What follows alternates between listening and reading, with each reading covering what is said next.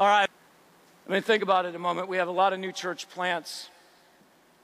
And as those church plants reach people for Jesus, and as small churches become mid-sized churches, and mid-sized churches become mega churches, I mean, the discussion eventually, typically, starts centering around, we need a building. We need a bigger building. We need a campus. We need campuses. I know because I've walked this journey. And as a result, our ecclesiology starts determining our missiology and what we teach about Jesus, even in subtle ways. Because we have to pay for these buildings.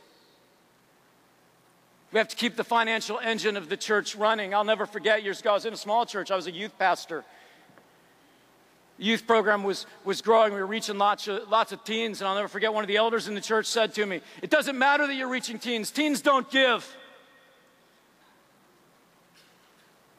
Now, we might not be that blatant, but it's amazing to me how many decisions in our churches today are made because we have to keep the financial engine of the church running.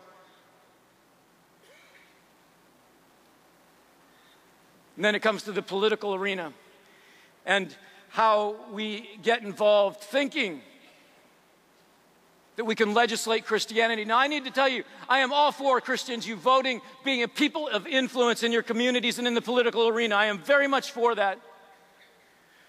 All legislation is the legislation of morality. It is. That's what legislation is.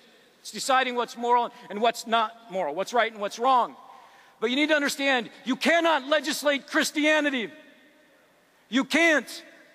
Christianity must be a choice. It must be based on your faith in Jesus Christ. It cannot be something we force on people. So, if we're serious, you can see what happens is when we got our theologies all messed up, people that call themselves Christians, what we're learning is the people in our churches that have the name Christian are living the same way as the people outside of the church. When you start trying to say, well, we're going to legislate Christianity, equity, morality, and Christianity, the people inside the church look the same as the people outside, living the same way. So, for those of us who are pro-life, right? You want to cut the abortion rate in half tomorrow without passing any new legislation? Christians, quit having abortions.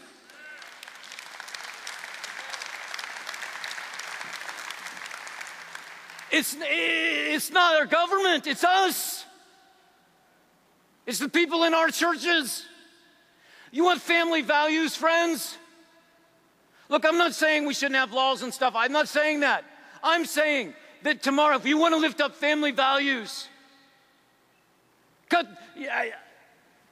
Christians, quit getting divorced.